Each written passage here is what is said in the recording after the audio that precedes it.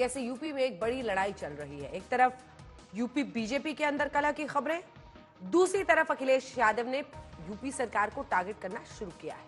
और तो और 100 लाख सरकार बनाओ वाले मॉनसून ऑफर आपने पहले सुन ही लिया है। यूपी बीजेपी में दावा किया जा रहा है कि कोई अंतरकलह नहीं है, लेकिन अखिलेश हैं कि सीएम योगी को बार बार टारगेट कर रहे हैं। आज हम आपको दिखाएंगे कैसे यूपी में अखिलेश और सीएम योगी के बीच चाचा और गच्चा वाली पॉलिटिक्स भी शुरू हुई है।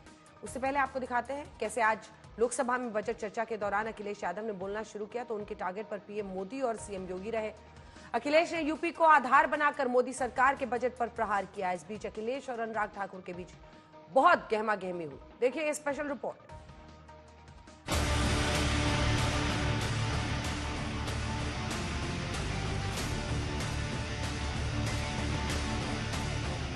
उत्तर प्रदेश से जब से हारे हैं तब से कोई नमस्कार नहीं कर रहा है। तकलीफ वो है आपको। देश के प्रधानमंत्री जी भी वोट से हारे हैं, जो कभी 5 लाख तक जीतना था जी। बहुत ताकतवर कहते थे आप अपने आप को। जिसने हराया उसको नहीं ये हटा पा रहे हैं। ये चलने वाली सरकार नहीं है, गिरने वाली सरकार है, याद रखना। लोकसभा में विपक्ष मजबूत हुआ तो तेवर ही बदल गए हैं। जी हां, विपक्ष वाले अब बीजेपी पर चढ़ाई कर रहे हैं। 11वें बजट के बाद भी नाउम्मीदगी दिखाई दे रही है। न केवल नाउम्मीदगी दिखाई दे रही है, बल्कि जो चेहरों पे खुशी होनी चाहिए थी सरकार बनने के बाद, वो चेहरों पे उतनी खुशी नहीं दिखाई दी। क्योंकि बीजेपी को यूपी के अंदर लोकसभा चुनावों में जोर का झटका लगा है।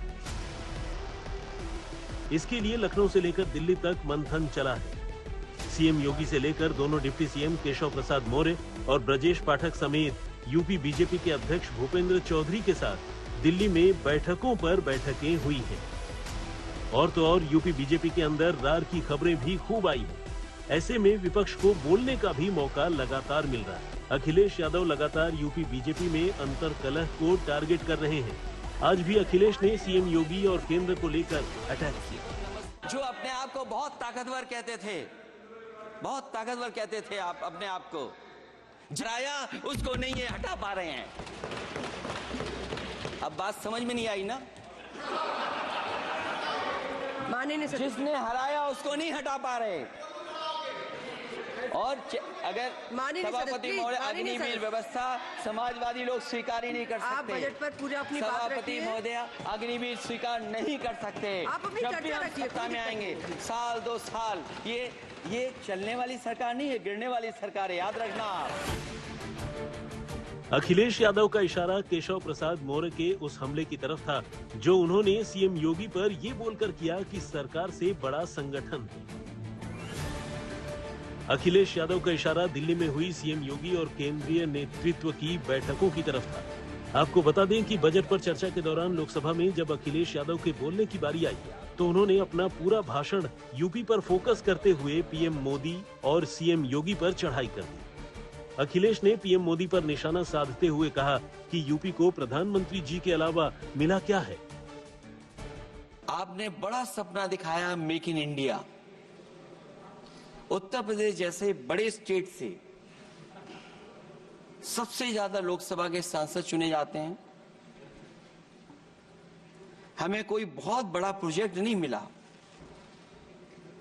कोई बड़ा प्रोजेक्ट नहीं मिला, प्रधानमंत्री जी मिले हमें। अखिलेश यादव की अगुवाई में समाजवादी पार्टी ने लोकसभा चुनावों में यूपी के अंदर 37 सीटें जीतकर रिकॉर्ड बनाया और बीजेपी को यूपी में तगड़ा डेंट पहुंचा है।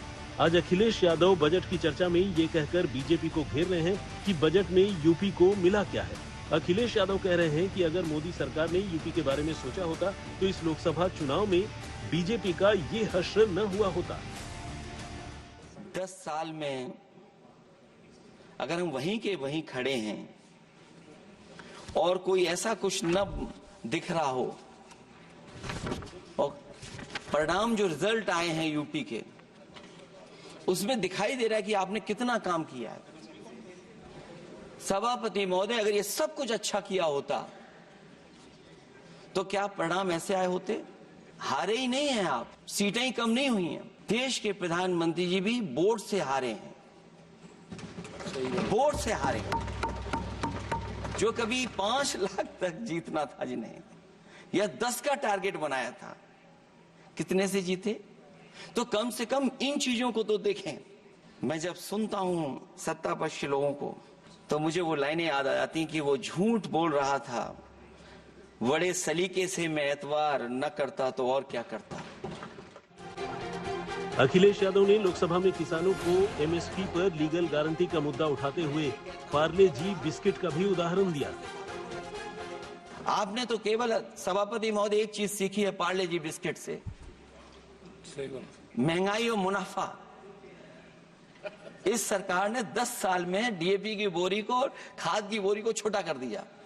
इससे और ज्यादा छोटा मत करना आप। लेकिन संसद के अंदर बजट पर चर्चा में अखिलेश यादव ने मोदी सरकार को जैसे ही अग्निवीर से जुड़े मुद्दे पर घेरना शुरू किया, तुरंत अनुराग ठाकुर खड़े हो गए। उसके बाद तो अखिलेश और अनुराग ठाकुर के बीच तगड़ी बहस हो गई, जो बात अग्निवीर से शुरू हुई, पढ़ाई लिखाई से होती हुई सीएम योगी तक आ गई। जब पहली बार ये स्कीम आई थी अग्निवीर, उस समय बड़े बड़े उद्योगपतियों से ट्वीट कराया गया था कि अग्निवीर से अच्छी कोई योजना नहीं है, इनको हम नौकरी दे देंगे, हम अपने यहां रख लेंगे।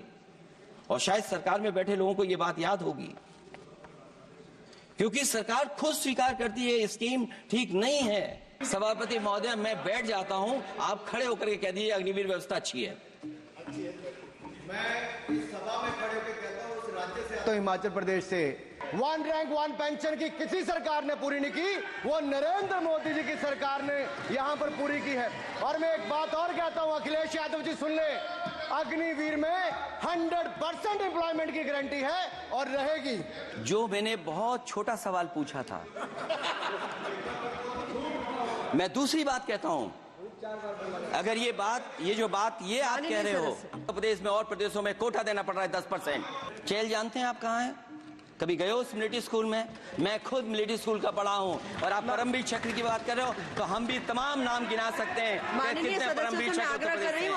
ये तो केवल मिलिट्री स्कूल गए हैं। मैं आज भी टेरिटोरियल आर्मी के 124 रेजिमेंट में कैप्टन के रैंक पे अपनी सेवाएं दे रहा हूं। अखिलेश जी केवल ज्ञान मत बांटिए, राहुल गांधी जी के साथ बैठकर अब वाहे बुलाने का झूठ बोलने की आपको आदत पड़ गई। मैं इसलिए नहीं कह रहा, मैं क्या बात कहना चाहता हूं, शायद मंत्री जी नहीं रहे इसलिए तकलीफ परेशानी ज्यादा है।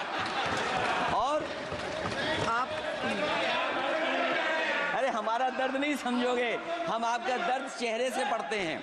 अच्छा दर्द मैं बताता हूं, उत्तर प्रदेश से जब से हारे हैं तब से कोई नमस्कार नहीं कर रहा है।